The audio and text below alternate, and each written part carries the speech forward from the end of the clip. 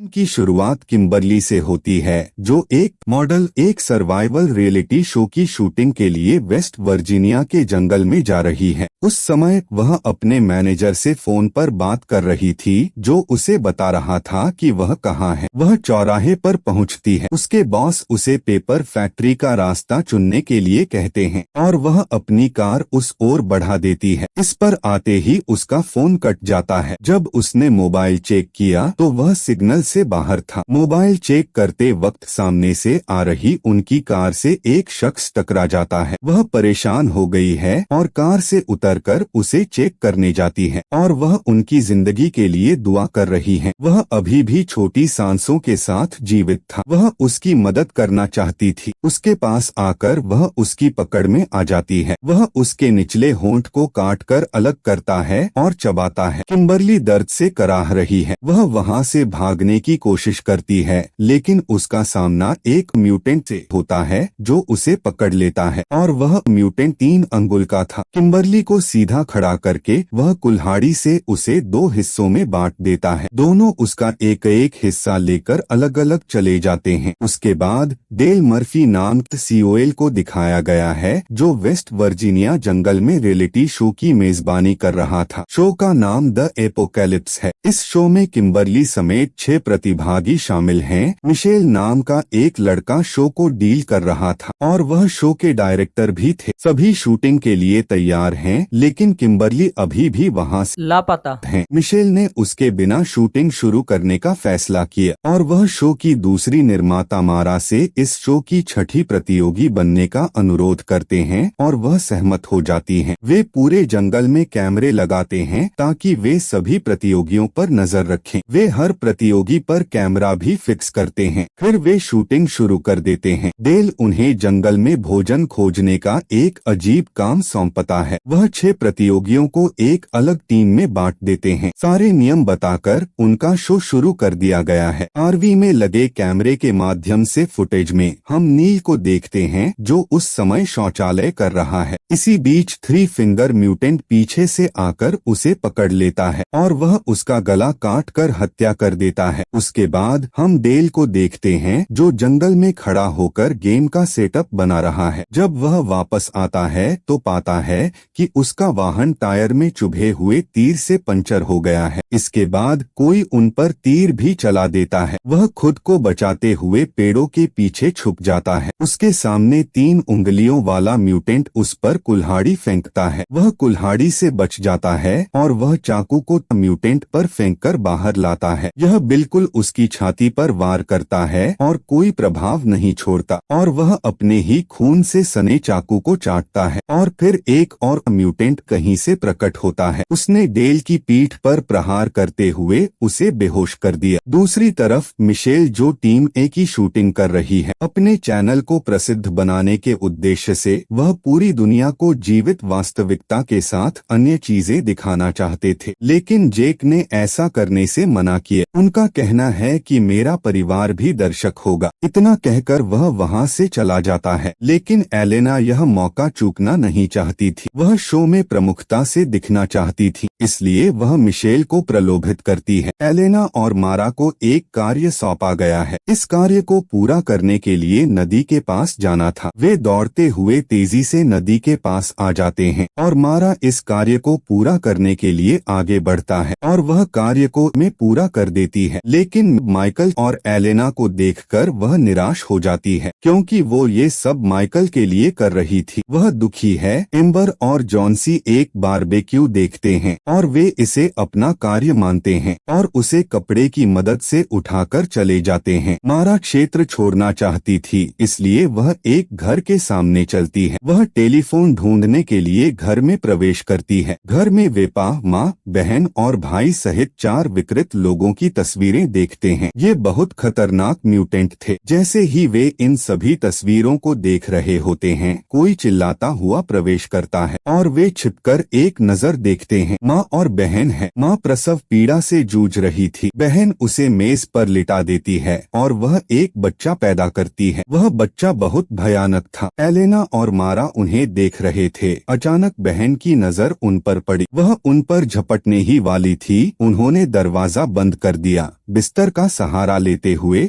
उन्होंने उसे जोर से बंद कर दिया। हालांकि बाहर बहन दरवाजा पटक रही है। सभी खिड़कियां सुरक्षित रूप से बंद हैं। वे पलायन का कोई रास्ता नहीं होने से व्यथित हैं। उन्हें समझ नहीं आ रहा कि क्या किया जाए, इसलिए उन्हें शौचालय के छेद से बाहर आना पड़ता है। वे अपनी जान बचाने के लिए तेजी से भाग रहे हैं, लेकिन उन्हें देखकर पा ने एक कुल्हाड़ी फेंकी जो मारा के सिर पर लगी। एलेना उसे बचाने के लिए वहां नहीं रुकती और भाग जाती है। वहां आकर पा मारा के सिर से कुल्हाड़ी निकालता है और एलेना का पीछा करता है। एलेना वहां छुपी हुई है और अपनी जान बचाने की भरपूर कोशिश कर रही है। दूसरी तरफ माँ ट्रक से पा को लेने के लिए वहां आती है और उसने मारा को ट्रक पर बांध दिया है। वह उंगली चबाकर उसे फेंक देती है और वह उंगली बिल्कुल एलेना के पास पड़ती है। नीना अपने मुंह पर हाथ रखकर चुप रहने की कोशिश करती है। जैसे ही वे नरभक्षी चले जाते हैं, एलेना भी भाग जाती है। मिशेल वह जगह छोड़कर आरवी चला जाता है और एलेना वापस अकेली रह गई है। भाई काफी देर से एलेना को देख रहा है और ठीक उसी समय बहन भी वहां पहुंच जाती है और उसे देखकर उसे जलन होने लगती है और वह अपने भाई को पीटना शुरू कर देती है। जैसे ही एलेना भाग रही होती है, बहन चाकू लेकर उसका पीछा करती है। वह उसकी पीठ पर चाकू से कई वार करती है। वह उसे उतनी ही हिंसक तरीके से घायल करती है जितनी उसकी रीढ़ की हड्डी दिखाई देती है और उसकी घटनास्थल पर ही मौत हो गई। होश में आने पर डेल खुद को उल्टा लटका हुआ पाता है। 3 उंगलियां उसके सामने हैं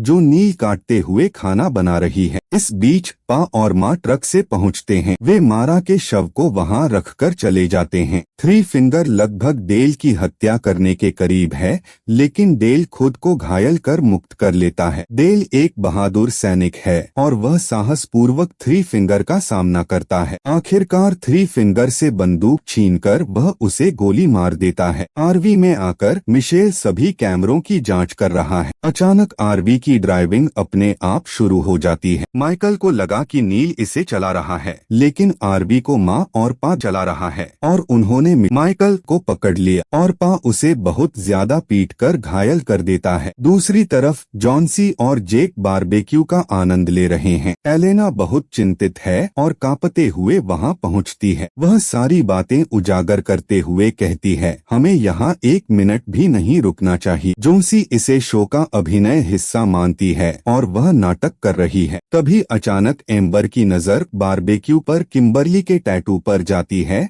जिसे वे खा रहे हैं। वे वास्तव में किम्बरली का पैर खा रहे हैं। इसे देखते हुए वे वहां नहीं रुकते और वहां से चले जाते हैं। आरवी में आकर उन्हें कुछ नहीं मिला। फिर वे अपनी जान बचाते हुए पेपर मिल की ओर बढ़ने का फैसला करते हैं। डेल उस घर की भी तलाशी लेता है जिसमें उसकी मुलाकात मन्नार्ड से होती है। फिल्म के हिस्से में मन्नार्ड गैस स्टेशन का मालिक है। डेल अंदर अपने घावों को सिल रहा है। मन्नार्ड उसे म्यूटेंट के बारे में बताता है। वह बताते हैं कि ये म्यूटेंट पेपर मिल के इनब्रीडिंग और रासायनिक कचरे का उत्पादन है। वह जानता है कि डेल ने 3 फिंगर की हत्या की है। वह उस पर हमला करता है और दावा करता है कि 3 फिंगर उसका बेटा था। डेल वहां रखे डायनामाइट को उठाता है और वह उसे मेनार्ड से छूता है। एक बड़ा धमाका हुआ और छोटे छोटे टुकड़ों में बिखर गया। उसके बाद डेल सभी उपकरणों को इकट्ठा करके म्यूटेंट के साथ लड़ाई के लिए उसे तैयार करता है। वे चारों व्यक्ति उस मिल की खोज कर रहे हैं। तभी उन्हें जंगल से चीखने की आवाज सुनाई देती है। वे भाई बहन हैं जो देखकर उनका पीछा करते हैं। नीना फिर से घमंड दिखाती है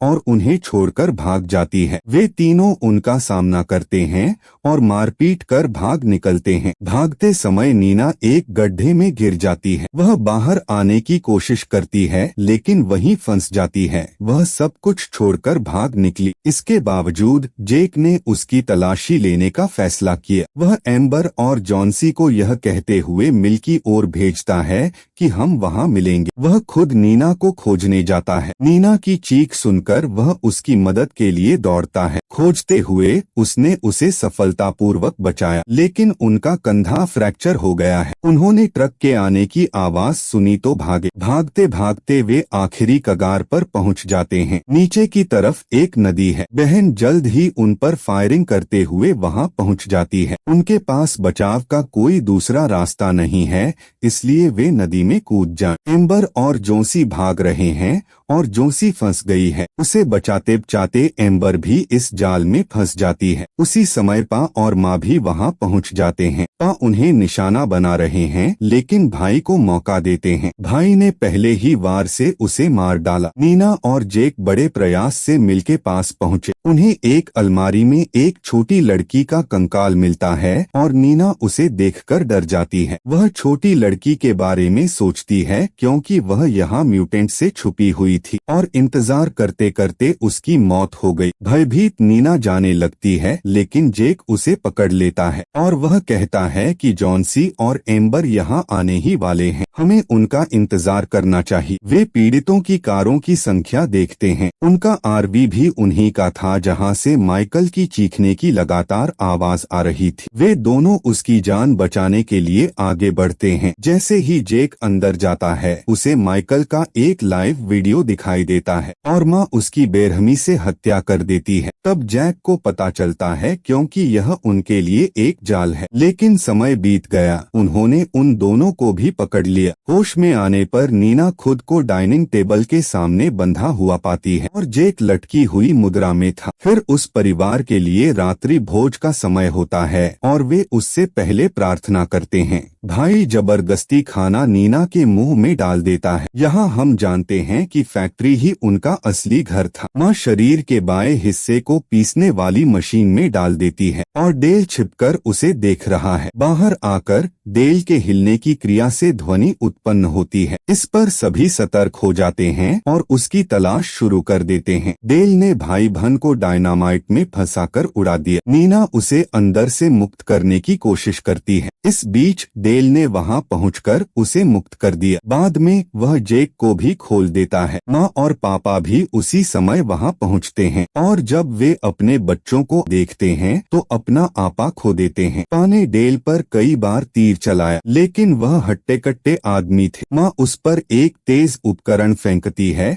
जो उसकी गर्दन पर लपेटा जाता है, जिससे उसकी गर्दन कट जाती है। उसका खून बहुत बह गया और वह घटनास्थल पर ही मर गया। नीना बड़ी जद्दोजहद के साथ उस मिल से भाग निकलती है, लेकिन जेक गलती से पीसने वाली मशीन के कमरे में प्रवेश कर जाता है। माँ और पापा भी वहां जाते हैं और उसे पीसने वाली मशीन में डालने के लिए हर संभव कोशिश करते हैं। नीना ने जेक की चीख सुनी और वह उसकी मदद के लिए वहां जाती है और पापा की गर्दन पर काटकर उसकी चमड़ी उधेड़ देती है और पा को पीटते हुए जैक उसे पीसने वाली मशीन की ओर खींचने की कोशिश करता है। परिणामस्वरूप उसका एक हाथ छिन जाता है। माँ उसे मौके पर ही पीसने वाली मशीन से हटा देती है। इस बीच नीना एक लीवर खींचती है और एक चलता हुआ लट्ठा उन्हें पीसने वाली मशीन में फेंक देता है। परिणामस्वरूप वे छोटे छोटे टुकड़ों में कुचल दिए जाते हैं। नीना और जैक अपनी कार में बैठते हैं और चले जाते हैं। अंतिम दृश्य में